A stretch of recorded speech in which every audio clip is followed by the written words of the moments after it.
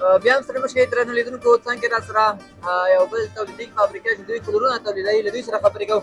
سلام فرید مشکل. وعلیکم سلام. تاسو سړي مشي ځوانه جوړ یاستئ؟ ډېره مننه. سلامت اوسئ. که دا راته ووایي چې اول خو ځان معرفي کړي لیدونکو ته، او دویم دا چې فابریکه مو کوم ځای کې موقعیت لري؟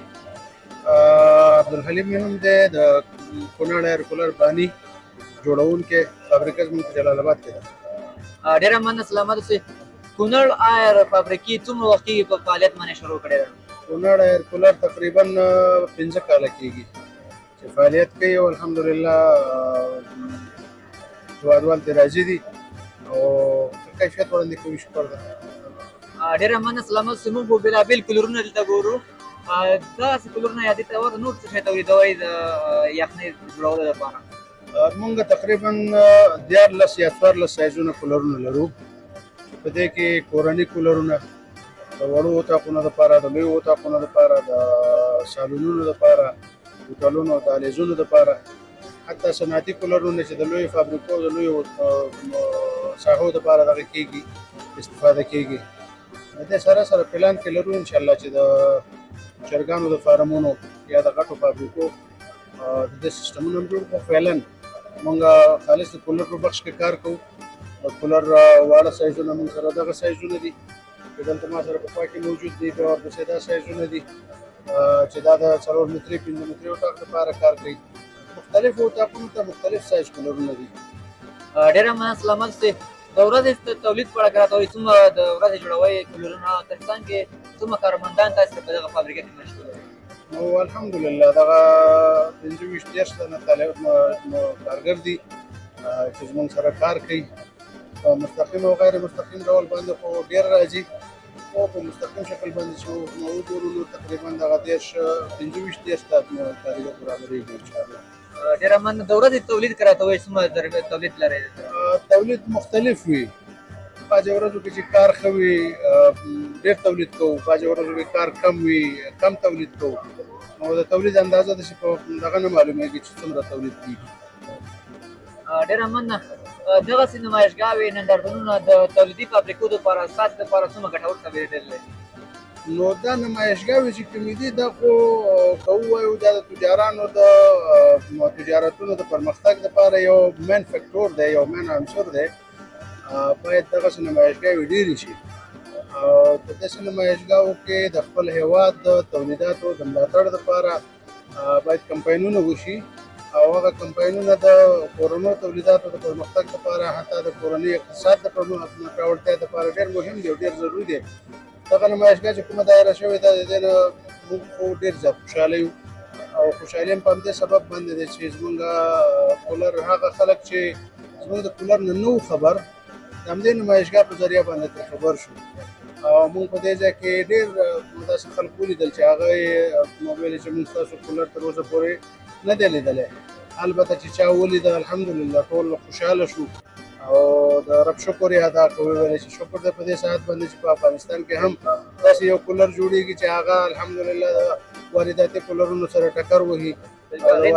بلکې کیفیت کې هم ښه دي، په یخوالي کې هم ښه دي.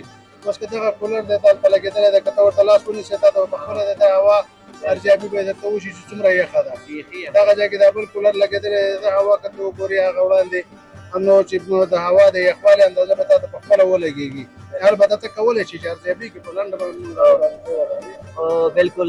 لیدونکو تاسو وګورئ بیخي درته یخه هوا ولي لکه اے سي، او دا کورنی تولید دی، باید ټول د دې نه ته استفاده وکړي. او د تا نه دروغ هم نه غواړم چې ته زما دپاره دروغ ووایې، په حقیقت سره بلکل حقیقت یخوالی کوي که نه کوي. بیخي لیدونکو تاسو که دلته نمایشګاه ته راشئ، تاسو وګورئ هواش خوبش هست. نه یخ هست. زیاد یخ. نو موږ په دې باندې پوه شو الحمدلله چې زموږ کوم تولید موږ کړی دی او کوم خدمت موږ شروع کړی دی، د خدمت زموږ مثبت دی د الله په فضل او کرم سره. دا کولرونه کوم چې موږ په 14,000 افغانۍ باندې ورکوو، په بازار کې دا په 1,000 په 2,000 او په 15,000 افغانۍ باندې دي. هغه کولر چې موږ دلته په 1,500 افغانۍ باندې بیه کړی دی او خرڅوي، هغه په بازار کې چې د نور وارداتي کولرونه دي هغه په 50,000 او 45,000 باندې دي. هغه کولرونه چې موږ دلته په 4-5,000 روپۍ باندې خرڅوو، د هغې په اندازه باندې کولرونه په 1400 او 14,000 روپۍ باندې په بازار کې دي. نو زمونږ د کولرونو هغه اندازه چې کومه ده هغه داسې یو اندازه ده چې هم کیفیت ښه دی، هم هوایه ښه ده، هم مقاومت لري، هم ښکلا لري، هم بادپکې چې کومې دي د نورو کولرونو په نسبت باندې چې کوم وارداتي راځي خاموش دي، هوا اواز یې کم دی. نو مونږ کوشش دا کوو چې داسې یو تولید جوړ کړو، ولس ته داسې یو شی ورکړو چې هغه د ولس په ګټه او په نفع باندې تمام شي، نه داسې شی ورکړو چې بې کیفیته وي. زموږ اکثر هیوادوال او اکثر وطنداران هغه کوشش دا کوي چې ارزانه شی واخلي. هیڅ کله ارزانه شی ښه نشي کېدی. همیشه یو شی چې ښه کیفیت ولري ټوله نړۍ کې همدا اصل دی چې ښه شی ګران وي، ښه شی هیڅ کله ارزان نه راځي. ما نه اکثر هیوادوال دا ګیله لري او ګیله زما په سر سترګو باندې ده چې ستاسو کولرونه ګران دي. کونړ ایر کولر ډېر قیمته دی. د دې قیمتي په همدې سبب باندې ده چې د دې کیفیت عالي دی، کیفیت یې ښه دی. هغه مواد چې موږ استعمالوو په کولر کې هغه مواد د نور چا سره نشته، نه استعمالوي. چون موږ د هغې تولید په خپل وطن کې نه لرو، د بار نه راځي، د خارج نه نورو ملکونو نه راځي. حتی موږ د سویډن کاغذ راوړو، دلته په خپلو کولرونو کې استفاده کوو. په اصطلاح باندې امریکایي کاغذ استفاده کوو. هغه امریکایي کاغذ هیڅوک نشي راوړلی، هیڅ چا نه دی راوړی تر اوسه پورې. هیڅوک دا کرایه وړي، زموږ د بېګران خرڅوي، ارزانې نشي خرڅولی.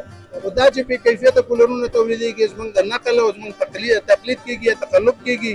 هغه د تقلب په سبب باندې خلک بازار کې ارزان خرڅوي. خلک موږ نه ګیله کوي چې دا ستاسو کولرونه ګران دي. دا د تقلب خبره وکړه، لیدونکو ته که تاسې د خپل دغه د ایر کولر لوګو پړاوه یا داسې کوم خاص څه پکې تاسې ځای پر ځای کړي چې لیدونکي وپېژني چې دغه د کونړ ایر اصلي کولر دی، او هغه بیا چې کوم تقلبي جوړ شوي جعلي جوړ شوي هغې په اړه که ناست ورته ووایي چې کومه نښه پکې ده؟ داسې ده چې تقلب کله کېږي که نه، نو د تقلب هیڅ کله دا نه معلومیږي چې دا اصل دی که نقل دی. چې هر څومره چا خواري کړې ده په دنیا کې چې څومره تقلبونه جوړ شوي دي هغه تقریبا هوبهو جوړ شوي دي، ډېر کم فرق وي پکې. دا خو کله چې تقلب شو خو معنا غلا شو که نه.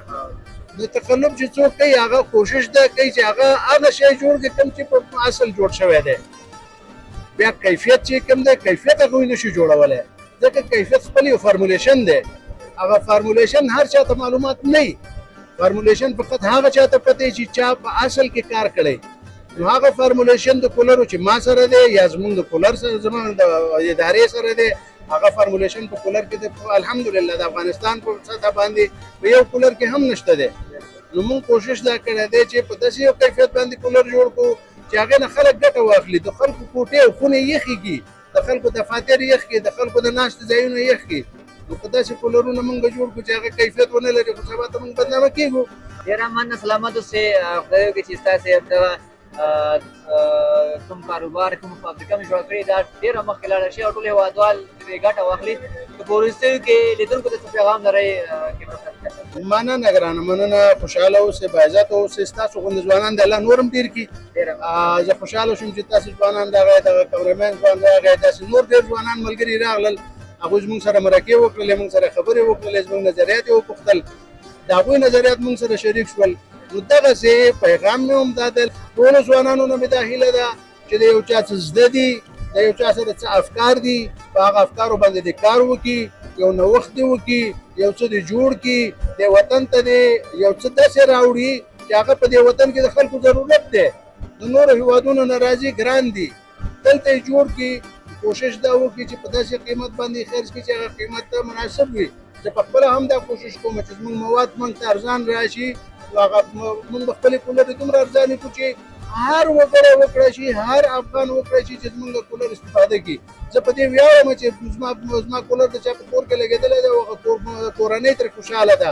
زه په دې ویاړم چې ما له یو څوک راشي ما ته دلته ووایي چې والا کونړ ایر کولر موږ وړی دی او داسې کار یې راته کړی دی چې موږ ورته کمپنۍ اغوستې دي، موږ ورته یخني هم ورته شوی دی، موږ ورته ډېر خوشحاله یو، حتی زموږ بچیان ورته خوشحاله دي. نو هر یو ځوان ته پکار ده چې هغه یو روغ کار وکړي، د دروغو نه لاس واخلي. د تجارانو ورونو ته مې دا هیله ده، ورونو نه مې دا هیله ده چې هر تجار ورور د بې کیفیته توکو د راوړلو نه ډډه وکړي، دې هېواد ته د با کیفیته او په لوړ کیفیت باندې توکي پکار دي چې باید راشي او په دغه هېواد کې مصرف شي. نو که چېرته په لوړ کیفیت باندې توکي راشي دې هېواد ته د هېواد اقتصاد په خپلو پښو باندې ودرېږي. نو تاسو ځوانانو نه ډېره مننه، یوه نړۍ مننه چې راغلی، موږ ته وخت راکړه، زموږ نه مرکه وکړه موږ سره. خوشحاله اوسئ، باعزته اوسئ. خیر اوسې، مننه. په کاروبار کې مبارکات. مننه سره باعزته اوسئ. الله هم سپاره.